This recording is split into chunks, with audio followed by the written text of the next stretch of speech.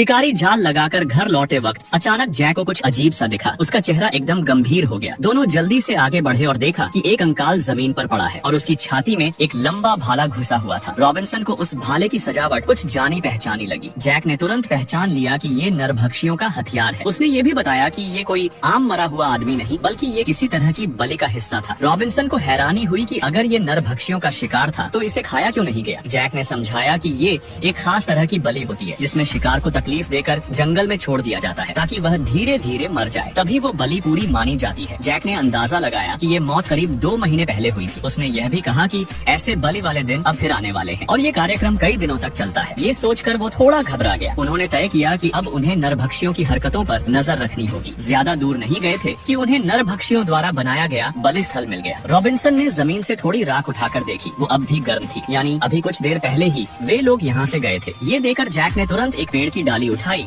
और उनके पीछे छूटे हुए निशानों को मिटाने लगा। साथ ही उसने रॉबिन्सन से कहा कि अभी कुछ दिनों तक बाहर ना निकले और दिन में आग भी ना जलाए ताकि धुआं ना उठे। रॉबिन्सन को गुस्सा आ गया। उसने कहा कि जब वो समुद्री लुटेरों और गार्ड्स को हरा चुका है तो क्या उसे इन आदिवासियों से डरना चाहिए जो सिर्फ भाले लिए घूमते हैं। जैक ने शांति पूर्वक समझाया कि ये लोग खाने के लिए कुछ भी कर सकते हैं और जितना मुश्किल शिकार उतना उन्हें मजा आता है। उसने बताया कि उसका पुराना गाँव भी इन लोगों का शिकार बना था और तब तक चैन नहीं मिला जब तक उनके बहुत सारे लोग मारे नहीं गए। ये सुनकर रॉबिन्सन थोड़ा नरम पड़ गया। दोनों घर लौटे और तुरंत जाल बिछाने लगे। उन्होंने जंगल में कुछ तोते छोड़े और उनके लिए जाल लगाए। जैसे ही कोई उनके पास से गुजरे तो पिंजरा खुले और तोते उड़ जाएं, जिससे उन्हें खबर मिल सके। कुछ ही दिन बाद वही हुआ जिसका डर था। नरभक्षी फिर से आ पहुंचे। इस बार उन्होंने 2 और लोगों को पकड़ रखा था। जब वे जंगल से गुजर रहे थे तो एक जाल में फंस गए और तोते उड़ गए। इसी समय रॉबिन्सन और जैक नदी में मछलियाँ पकड़ रहे थे। रॉबिन्सन ने अचानक ऊपर देखा तो पाया कि उनके तोते आसमान में उड़ रहे हैं। वे जल्दी से लौटे और देखा कि सचमुच उनके ही तोते लौटे हैं। जैक ने सुझाव दिया कि उन्हें अब कुछ दिन के लिए द्वीप के दूसरी तरफ छिप जाना चाहिए, लेकिन रॉबिन्सन को ये बात ठीक नहीं लगी। उसे लगा कि पहले तो उन्हें नरभक्षियों की नावें नष्ट कर देनी चाहिए ताकि वे भाग ना सके। फिर उन्होंने पूरे द्वीप में जो जाल बिछाए हैं उन पर भरोसा करके धीरे धीरे उन लोगों को फंसा सकते हैं और अगर कोई जिंदा बचा तो उसे मजदूरी के लिए रख सकते हैं। जैक को उसकी योजना समझदारी भरी लगी और दोनों हथियार लेकर समुद्र किनारे पहुँचे। वहाँ उन्हें नरभक्षियों की नावें मिल गयी और अच्छी बात ये थी कि वहाँ कोई पहरेदार नहीं था। जैसे ही दोनों ने नाव हटाने की कोशिश की, अचानक पीछे से कुछ लोग निकल आए। लड़ाई शुरू हो गई। जैक को जल्दी ही जमीन पर गिरा दिया गया और कोई उसे गला घोंट कर मारने की कोशिश करने लगा। रॉबिन्सन ने एक दुश्मन को गिराने के बाद उसका हथियार उठाया और गोली चला दी। गोली ने काम कर दिया और उस आदमी को हटा दिया गया। फिर उन्हें नाव पर रखी हुई जंजीरें दिखी। इससे उन्हें समझ आ गया कि इन लोगों ने नए बंदी पकड़ रखे हैं। जैक को अपने पुराने दिन याद आ गए जब वो खुद ऐसे ही बंदी था। उसने कहा कि हमें उन्हें बचाना चाहिए, लेकिन रॉबिन्सन को लगा कि अभी वक्त सही नहीं है, इसमें बहुत खतरा है। लेकिन तभी उसे जमीन पर गिरी एक माला मिली जिसे देखकर उसका मन बदल गया, क्योंकि वो किसी जंगलियों की चीज नहीं लग रही थी।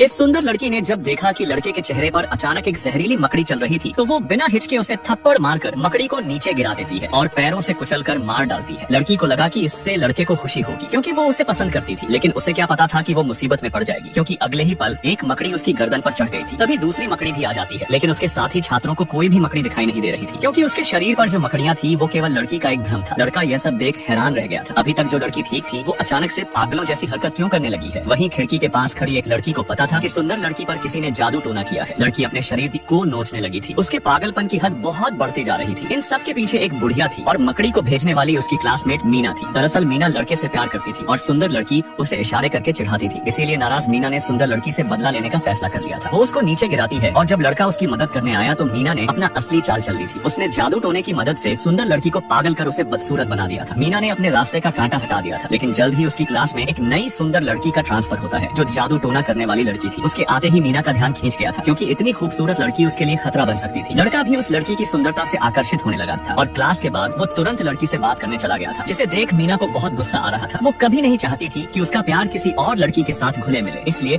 उसने लड़की को रास्ते से हटाने की एक योजना बनाई। उसी रात लड़का लड़की को एक पुराने मंदिर में ले आता है। लड़की को नहीं पता था कि वो मीना के जाल में फंस चुकी है। वो लड़के को थैंक्स बोलती है और कहती है कि तुम सच में मुझसे प्यार करते हो। तभी लड़की को एहसास हुआ कि लड़के ने उसे फंसाया है। दरअसल दिन में ही मीना ने लड़के को उकसाया था कि वो आज रात लड़की को लेकर पुराने मंदिर आए, इसलिए उसकी योजना सफल हो चुकी थी। फिर उस लड़की की पवित्रता छीनने के लिए सारे लोगों ने मिलकर उसे जबरन फर्श पर दबा दिया था। मीना को अभी भी खुद पर गर्व हो रहा था, लेकिन उसे नहीं पता था कि वो लड़की एक शैतानी ताकतें रखने वाली थी। अगले दिन लड़की गुस्से में चाकू लेकर स्कूल आती है और लड़के पर वार कर देती है। यहाँ तक कि उसने दोस्तों पर भी हमला कर दिया था और जब मीना आकर उसे रोकने लगी तो शैतान लड़की उसे सबक सिखाने के लिए उसकी आंखें फोड़ने जा रही थी। लड़की पूरी तरह से पागल हो चुकी थी, जिसे देख मीना और उसके दोस्तों की हालत खराब हो जाती है। इन लोगों ने एक शैतान लड़की से पंगा लेकर बहुत बड़ी गलती कर दी थी और मीना बहुत भाग्यशाली थी। पागल लड़की उसे जीने का दूसरा मौका देती है, लेकिन मीना ने अब उसके अंदर के शैतान को जगा दिया था। यह लड़की बचपन से ही बुरी शक्तियों से भरी थी। जन्म लेते ही उसने अपनी माँ को खा लिया था। बड़ा होने तक जो भी उससे पंगा लेता वो भयानक मौत मारा जाता था। हालांकि लड़की ऐसा नहीं करना चाहती थी, लेकिन वो अपने अंदर के शैतान को कंट्रोल नहीं कर पाती थी। 10 सालों तक गाँव वाले उसे देखते ही दूर भागते थे। हर दिन गाँव वालों की नफरत की नजरों में जीती थी। गाँव में जब भी अजीब मौतें होती तो लड़की को ही दोषी ठहराया जाता था, क्योंकि मृतक के पास अजीब गुड़िया मिला करती थी। लड़की बिल्कुल अकेली थी, लेकिन समय के साथ वो काफी सुंदर भी बन जाती है। स्कूल में उसने मीना को चेतावनी देकर छोड़ दिया था, पर मीना डरती नहीं, बल्कि वो चुपके से बूढ़ी डायन को लड़की पर जादू टोना करने के लिए बुलाती है। इससे अनजान की उसकी यह हरकत उसे मौत के पास ले जा रही है। बूढ़ी डायन एक पुतले के माथे पर कील ठोकती है, जिसके तुरंत बाद ही लड़की के साथ डरावनी घटनाएं होने लगी थी। लड़की डरकर चारों तरफ देखती है और भागने लगती है, लेकिन तभी पुतले ने आकर उस पर हमला कर दिया था। पुतला जैसे ही उसको मारने जा रहा था, तभी एक बुढ़ा आदमी आकर पुतले का सर उड़ा देता है, जिससे बुढ़िया और मीना तुरंत डर जाते हैं। जादू फेल होता देख डायन बुढ़िया शापित मंत्र बोलने लग जाती है, जिससे लड़की के कानों में बहुत तेज दर्द होने लगा था। लेकिन तभी बुढ़ा आदमी लड़की के पेट पर पैर रखता है, जिससे डायन बुढ़िया को भी दर्द होने लगा था। उसने डायन बुढ़िया को दर्द से तड़पाकर मार डाला था, जिसके बाद मीना घर लौटकर बॉयफ्रेंड के साथ ऐसे पेश आती है कि जैसे कुछ हुआ ही ना हो।